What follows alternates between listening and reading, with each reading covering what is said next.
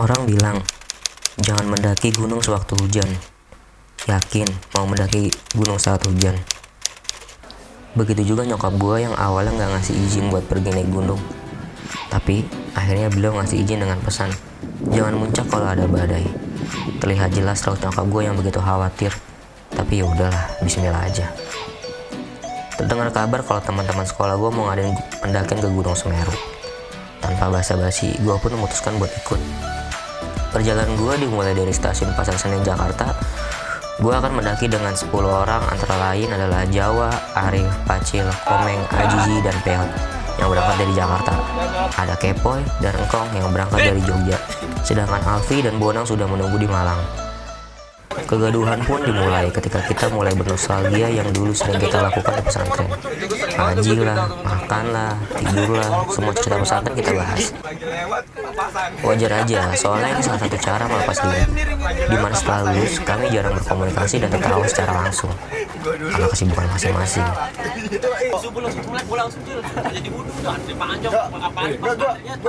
Gue lebih parah nih. Gue yang lebih kasihan ya. Kan kalau santri kan udah tahu. Kalau hari Minggu kan orang tuh datang asal lewat aja sumpah lu. Iya. Asal lewat aja sumpah. Setelah puas bernostalgia, gua, Ajizi, dan Arif membeli nasi bungkus yang mana nanti bakal kita makan bareng-bareng. Cara makan kita pun gak berubah dari dulu. Kalau lagi bareng, yaitu satu namanya rame-rame istilahnya lah ya.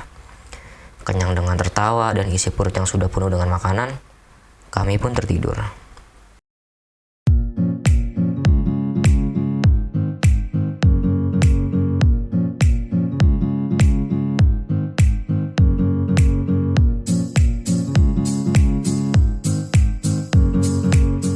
Alhamdulillah, kita sampai di kota Malang. Setelah sampai kota Malang, kita nggak akan nanjak hari ini, melainkan hari esok. Karena semua dari kita belum melakukan cek kesehatan. Karena salah satu persyaratan mendaki Gunung Semeru adalah surat keterangan sehat yang dibuat 1 hari sebelum pendakian. Kita akan menginap di kawasan Alfi, sekalian packing ulang dan memenuhi kebutuhan logistik yang kurang. Yang mana? Kecil. Bau gak tuh kecil? Bau gak, Wak? Nambah-nambahin tas. Tas kecil? Iya. Kan dari 11 kan yang carrier cuma 8. Bawa lah. Tas kecil Oh iya beras ya Haji. Beras ini udah masuk. Beras persiapan tas kecil. Persiapan. Kapus itu Pagi harinya kita langsung charter angkot untuk menuju base campnya Mas Pras. Mas Pras adalah orang yang akan membawa kita dengan mobil jeepnya ke Ranupani. Jangan baliknya sendiri. Makasih Mas ya. Jeep membawa kita menuju Ranupani sambil menikmati landscape kota Malang. Koy, kayak orang-orang koy. Turun tinggal lagi. Oh no, lihat. Lagi ngopi. Apes perjalanan kami terhambat karena Jeep Mas Pras mogok. Sampainya di Ranupani, kita harus terlebih dulu melakukan briefing dan registrasi ulang. Setelah selesai semua, start pendakian jam 2 siang, di mana estimasi dari Ranupani ke Ranukumbolo sekitar 5-6 jam dan melewati 4 pos. Banyak apa bilang lah. Jangan ketemu macan wah ya. Jangan mementingkan ego sendiri. Jangan diem-diem terboker aja. Kan bau. Ngopi ya.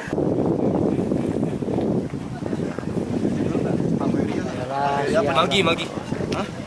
Bagi apa nih? Sepmaul. Ini aja. Cakak panjangnya. Ayo Ria, Bray Bebe gitu ya. Sati Adventure Alhoria gitu. Sati Adventure asli. Iya. Jangan. Dia promosi jadi apa? Almakara Alhoria gitu. Aduh, panjangan. Enak. Apa ya Ria aja. Hair. Alhoria ada. Alhoria. Apa sih?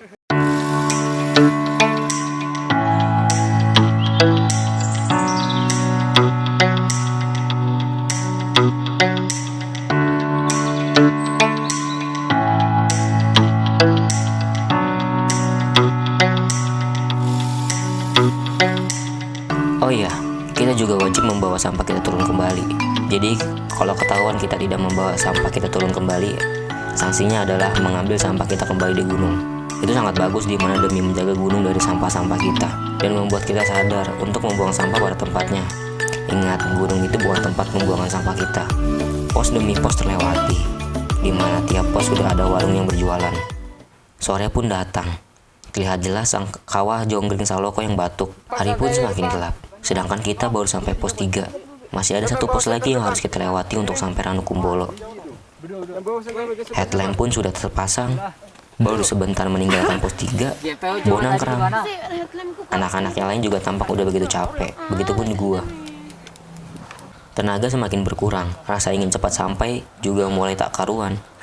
Tapi gue sadar, ini yang dinamakan kalau naik gunung itu meredam ego diri kita sendiri.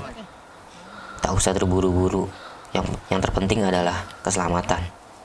Kemerap-kemerip lampu tampak terlihat di kejauhan menandakan lampu penghuni tenda Ranukumbolo. Membuat kita bersemangat kembali. Jam 7 malam kami baru sampai Ranukumbolo. Jawa terus saja bergoyang untuk langsung melanjutkan ke Kalimati. Aduh, tenaga kita aja udah habis. Lagi navigasi di malam hari sangat tidak dianjurkan. Belum lagi kita yang belum tahu jalan dan medan ke Kalimati itu seperti apa. Setelah mendirikan tenda dan makan, kami langsung istirahat. Untuk besok jam 10 pagi kita harus jalan ke Kalimati. Pagi pun datang. Oh, ini yang namanya Ranukumbolo. Danau yang berada di 2400 NDPL. Bentangan danau yang begitu eksotis seolah mengobati rasa perjalanan kami berjam-jam kemarin. Ada beberapa peraturan dan larangan bagi para pendaki. Batas mendirikan tenda di Ranukumbolo adalah harus lebih dari 15 meter dari bibir danau, supaya meminimalisir pencemaran danau. Aktivitas mencuci atau membuang apapun di danau sangat dilarang. Dilarang berenang dan mandi di danau. Untuk mengambil air di danau, kaki kita tidak boleh menyebur ke danau, harus di bibir danau. Oh iya, di Ranukumbolo ini juga terdapat prasasti yang bertuliskan Ling Deva Empu Kamaswara Tirta Yahtra. Tulisannya yang berbahasa kuno itu dapat diartikan bahwa ketika itu raja dari kerajaan Kediri, Prabu Kamaswara sekitar tahun 1182 Masehi pernah melakukan kunjungan suci dengan mendaki Gunung Semeru untuk mencari sumber air suci. Hingga saat ini Ranukumbolo masih digunakan untuk ritual suci keagamaan. Itulah mengapa kita dilarang mencemari danau Ranukumbolo ini. Kan ada mie. Ya kan bisa buat sayur-sayur. Wajar pakai aja kita masak tempe sama sosis. Tusuk. Nih, tempe. Tuang. Nyarap. Makan. Apa makan bahasa Jawa, makan apa bahasa Jawa? Mangan. Ini juga pakai 1,5. Kamu kuahnya kapan dong? Buyar nasinya yot, nggak bisa dikerowok. Bahasa macan. Bahasa macan.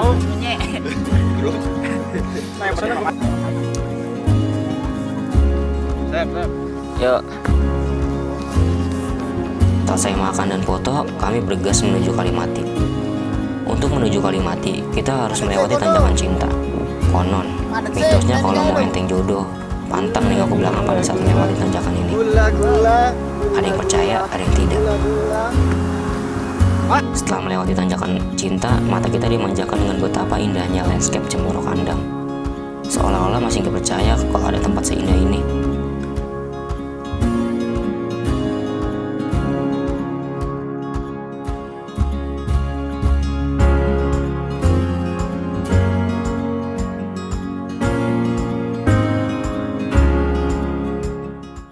Dari Cemoro Kandang sampai Jambangan, perjalanannya bagi gue begitu berat. Entah mungkin fisik gue yang mulai lemah atau apalah.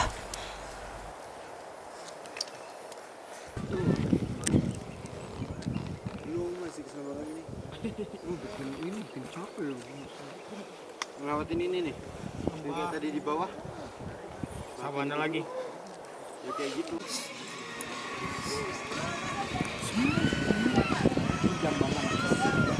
Oh, dan Sandaran sih. Namun setelah sampai Jambangan, rasa lelah hancur seketika. Ketika sang Mameru menyapa kita di balik kabut. Ini video. Aduh. Dalam hati terus berucap, tunggu aku puncak para dewa. Setelah 6 jam perjalanan dari Ranukumbolo, akhirnya sampai juga kita di Kalimati. Kalimati adalah tempat kita terakhir ngecamp sebelum summit. Tapi sebenarnya tidak dianjurkan untuk summit ke puncak karena sudah bukan tanggung jawab pihak Taman Nasional Semeru ini. Salah King, sini King. Backgroundnya yang ini. Oh iya, backgroundnya sana. Ya udah. Sini semuanya. Foto ya. Sesampai di Kalimati, kita bergegas berbagi tugas. Gua, Ajiji, Kepoy, dan Arif mendirikan tenda. Jawa, Bonang, Komeng, dan Engkong yang bertugas untuk masak. Sedangkan Alfi, Pacil, Peot mengambil air di sumber air mani untuk memasak dan persediaan summit nanti malam. Setelah beres semuanya, kita istirahat supaya nanti malam kita bangun untuk summit. Ya, kita berencana summit jam 11 malam. Karena perjalanan dari Kalimati ke puncak butuh waktu 6 jam, tergantung kekuatan fisik kita. Dinginnya Kalimati begitu menggoyah semangat kita. Dingin kali. Mana sarung tangan? Ada nggak? Gue hilang satu yang kanan. Sama, gua juga yang kanan. Di sini ya. Gua di sini. Enggak, yang Kami berangkat summit jam setengah 12. gesek-gesekan. Apa sakit? Terang anu. Ada nih. Mana? Ada. Pakai enggak? Enggak. Oh, dinginnya ya Allah, ya Allah.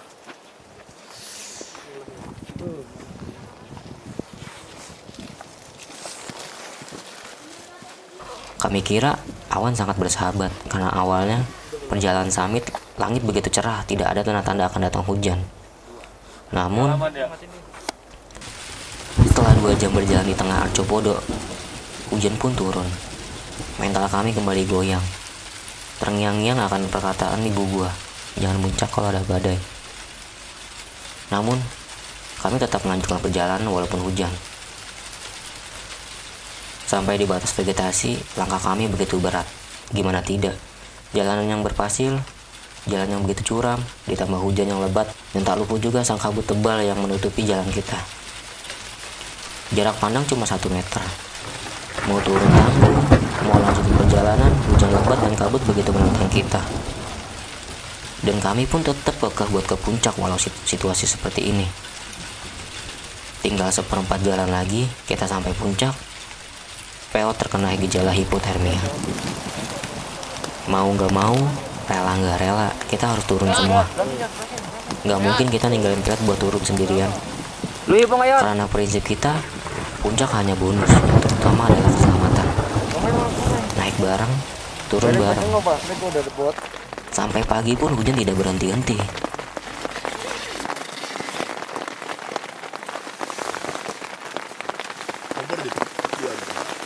Kabut tebal masih menemani kita dari semalam. Mau nggak mau kita harus menunggu hujan reda untuk kembali ke Ranukumbolo. Nyatanya hujan masih setia menemani kita sampai jam 2 siang. Karena bosan cuma tidur menunggu hujan reda, gue pun membaca buku yang gue bawa, yaitu adalah catatan juang milik Firsa Bersari. Di buku itu ada sebuah kutipan dari Sok Hoki. Orang-orang seperti kita tidak pantas mati di tempat tidur. Sok Hoki adalah seorang aktivis yang menentang kediktatoran berturut-turut dari Presiden Soekarno dan Soeharto. Sok Hoki meninggal di puncak Semeru karena menghirup gas beracun. Kalau kita sampai puncak semalam, mungkin kita bisa melihat in memoriamnya Sok Hoki di puncak Semeru. Jam 3, hujan gak reda-reda. Mau gak mau kita harus bergegas sebelum kemalaman sampai Ranukumbolo. Benar-benar hujan yang begitu setia menemani perjalanan kita sampai Ranukumbolo. Kita sampai Ranukumbolo jam 7 malam, hujan pun belum reda dari semalam. Bergegas kita mendirikan tenda. Tapi naas, tenda kami hilang satu, entah ketinggalan di mana, entah ketinggalan di Jambangan atau di Cemoro Kandang. Mau balik ke sana mencari tenda pun nggak mungkin, karena fisik kita yang udah nggak memungkinkan. Mau menyalahkan satu sama lain, tenda nggak bakalan ada lagi. Lagi-lagi ego kita dilatih. Akhirnya kita meminta izin untuk sebagian ada yang tidur di shelter. Nyatanya shelter penuh. Mau tidak mau, suka tidak suka, kita harus berbagi tenda, satu tenda dengan 11 orang. Kalian bayangin aja, gimana itu tenda kapasitas 6 orang diisi dengan 11 orang.